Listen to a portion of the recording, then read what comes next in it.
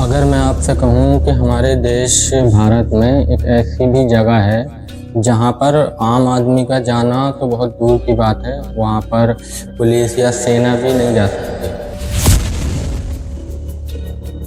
अगर वहाँ पर कोई जाता है तो वो कभी वापस नहीं आता।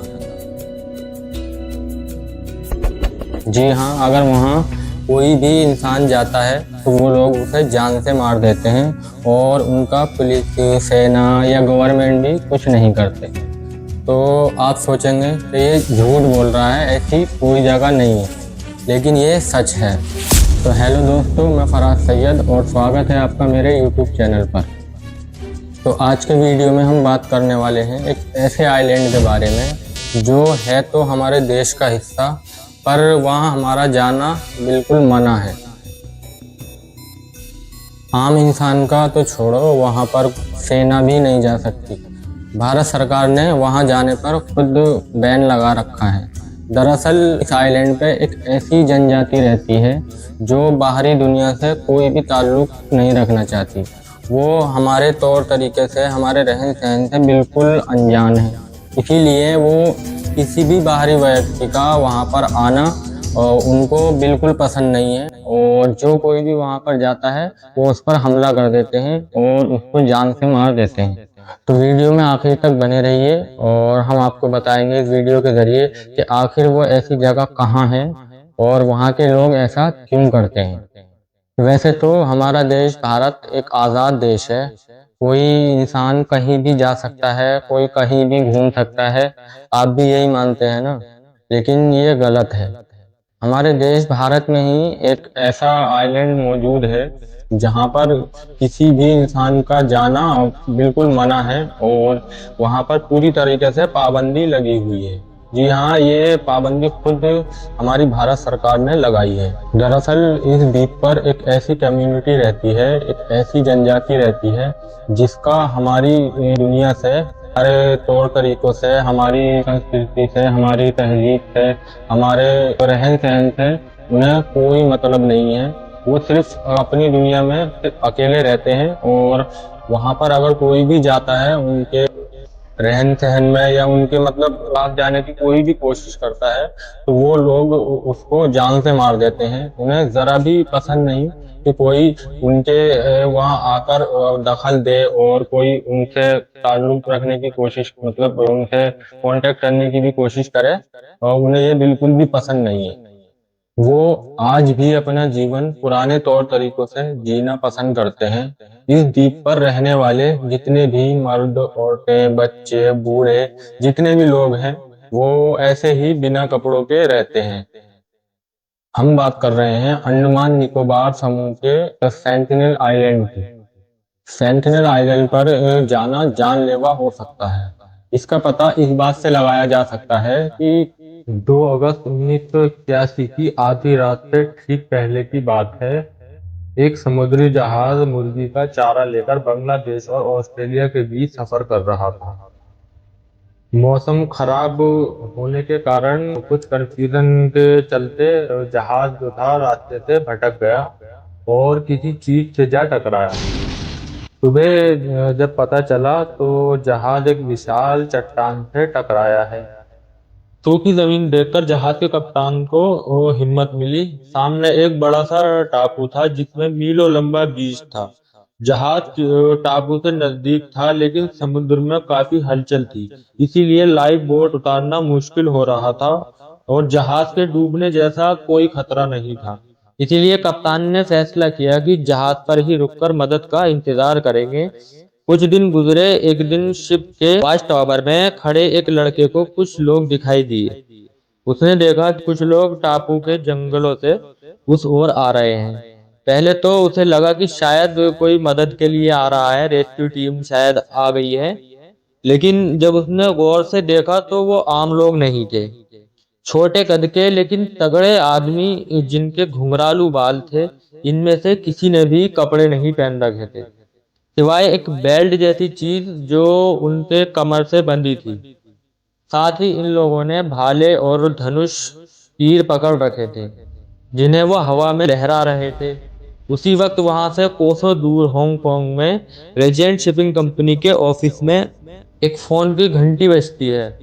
फोन उठा, सामने से प्रिमरोज के कप्तान की आवाज आई और कांपती हुई आवाज में कहा कि 50 जंगली लोग लकड़ी की नाव से जहाज पर हमला करने आ रहे हैं। शाम तक ये शिप पर चढ़ जाएंगे, कोई नहीं बचेगा। जल्दी मदद के लिए हेलीकॉप्टर भेजिए। कॉल आते ही कंपनी के ऑफिस में हंगामा मच जाता है और हांगकांग सरकार तक खबर पहुंची। एक सरकारी प्रवक्ता ने कहा कि शायद जहाज का कप्तान जो है वो पागल हो गया है।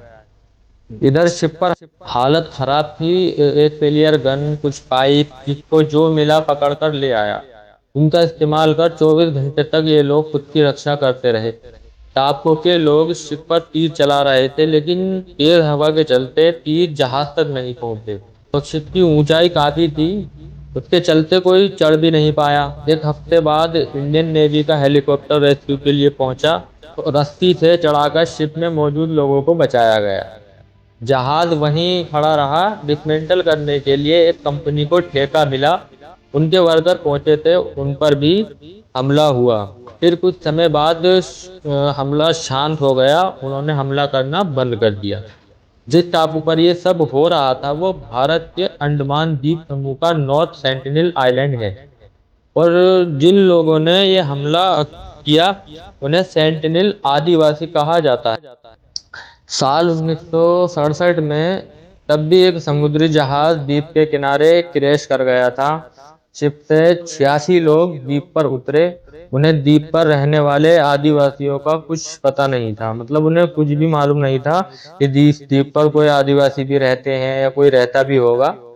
3 दिन बाद जब एक सुबह वो लोग नाश्ता कर रहे थे तब इन पर अचानक हमला होता है और बड़ी मुश्किल से ये लोग जान बचाकर भागते हैं। तब कंपनी के एक जहाज ने इन्हें रेस्क्यू किया था। सरकार ने कुछ रिसर्चर को इस आइलैंड तक जाने की इजाज़त दी। 1967 में त्रिलोकनाथ पंडित इस आइलैंड तक पहुंचे। वो एक सरकारी दस्ते के साथ पहुंचे थे और उनकी नाव आइलैंड तक पहुंची। दूरबीन से देखा गया तो आदिवासी उनको दिखाई दिए, लेकिन बोट देखते ही वो जंगल की ओर भाग गए। त्रिलोकनाथ पंडित और उनकी टीम ने कदमों के निशान पर पीछा किया। अंदर जंगल में उन्हें 18 झोपड़ियां दिखाई दी।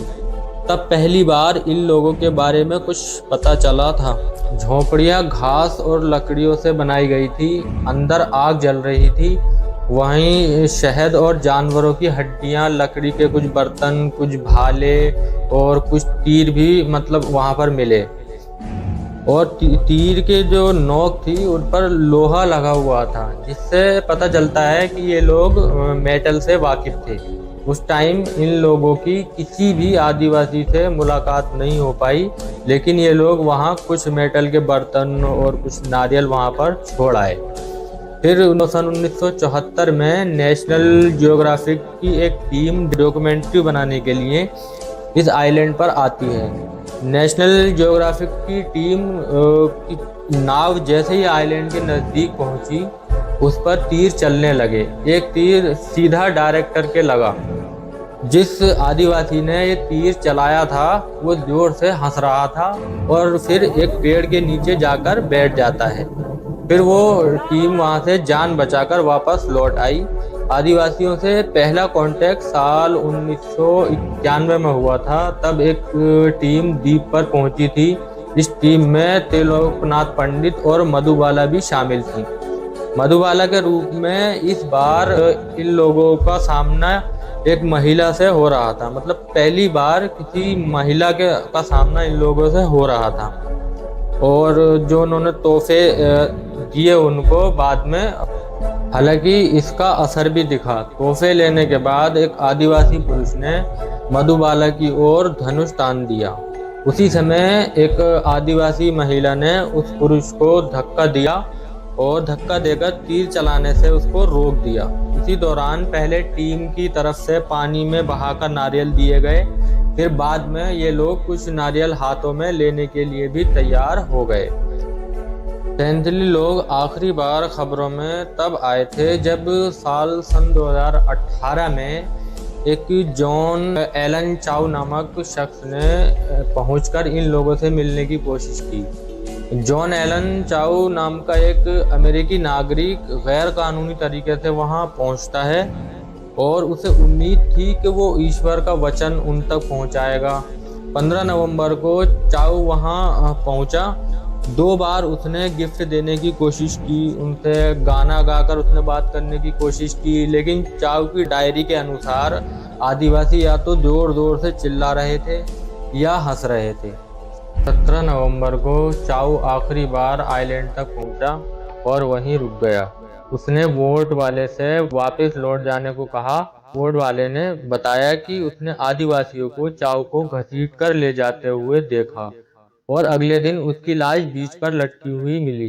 भारत की तरफ से कई कोशिश हुई कि चाउ के शरीर को वापस लाया जाए, लेकिन जो भी गया उसका तीरों से स्वागत हुआ। जब तक इन लोगों के बारे में जो भी पता लगा है, पहली बात तो ये कोई आदमखोर नहीं है और ये लोग मरे हुए साथियों की हड्डियां गले में पहनते हैं। शायद तो इनकी परंपरा होगी और ये लोग जंगल में ही झोपड़ी बनाकर रहते हैं और जमीन पर सोते हैं। इनमें आदमियों और औरतों की ऊंचाई लगभग 5 फीट के आसपास होती है। ये लोग खेती नहीं करते बल्कि आदिमानव की तरह शिकार करके खाना इकट्ठा करते हैं। इनकी भाषा अंडमान की बाकी भाषाओं से बिल्कुल अलग है। इसके बाद अंग्रेजों की तरफ से आइलैंड के लोगों से कांटेक्ट करने की कोई कोशिश नहीं हुई। 1996 में काला पानी से भागकर एक जुगाड़ू नाव के जरिए कोई कैदी इस आइलैंड तक आ पहुंचा था। कुछ रोज बाद एक सर्च टीम उसके पीछे आई तो उन्हें उसकी लाश मिली, जिस पर तीर के निशान थे और गला रेत दिया गया था, मतलब गला उसका काट दिया गया था। जिसके बाद लगभग 70 साल तक कोई इस आइलैंड के नजदीक तक नहीं आया। कुछ साल पहले कुछ टूरिस्ट धोखे से उस आइलैंड पर चले गए थे, लेकिन वो वहां पर उनके जाने के बाद कोई भी वापस नहीं आया। सिर्फ उनकी लाशें वहां से वापस आई। इस आइलैंड की जो भी जानकारी अभी तक सामने आई है, उसके मुताबिक ये आइलैंड बहुत ही खूबसूरत और एक बहुत शांत आइलैंड है। सेंटिनल आइलैंड पर रहने वाले लोगों को बहुत ही खतरनाक माना जाता है। यहाँ पर किसी भी आम आदमी का, किसी भी सेना का, यहाँ तक कि किसी भी सरकारी अधिकारी का जाना बिल्कुल मना है।